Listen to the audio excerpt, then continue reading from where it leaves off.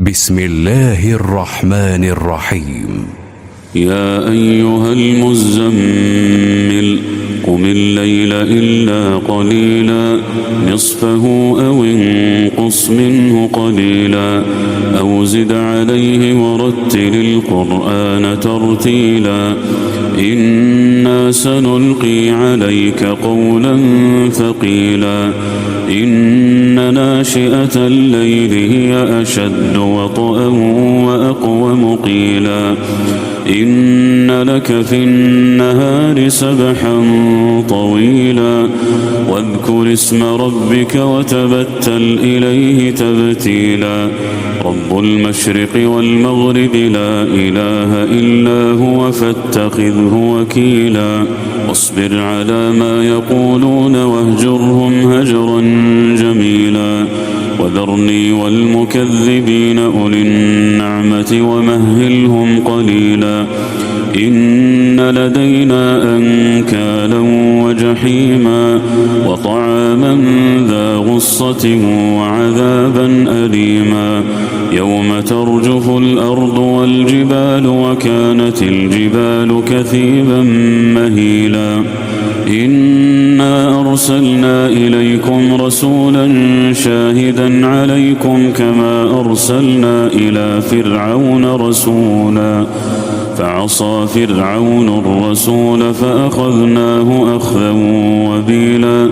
فكيف تتقون إن كفرتم يوما يجعل الولدان شيبا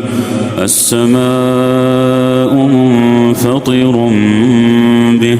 كان وعده مفعولا إن هذه تذكرة فمن شاء اتخذ إلى ربه سبيلا إن ربك يعلم أنك تقوم أدنى من ثلثي الليل ونصفه وثلثه وطائفة من الذين معك والله يقدر الليل والنهار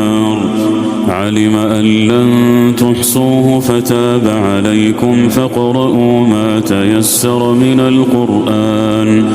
علم أن سيكون منكم مرضى وآخرون يضربون في الأرض يبتغون من فضل الله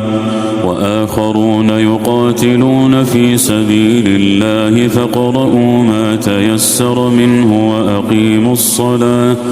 وأقيموا الصلاة وآتوا الزكاة وأقرضوا الله قرضا حسنا